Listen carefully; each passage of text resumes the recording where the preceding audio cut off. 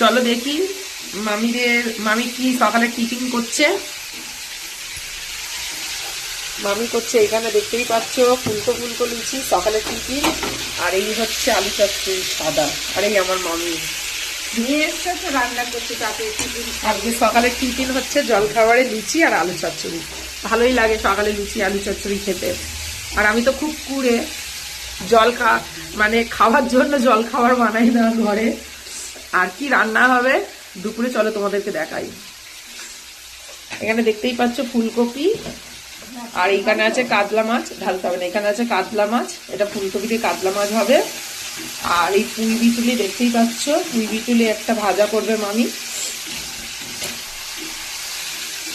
আর এই পালং শাক চিংড়ি মাছ দিয়ে চচ্চড়ি করবে, আর হবে আমাদের উচ্ছে ভাজা।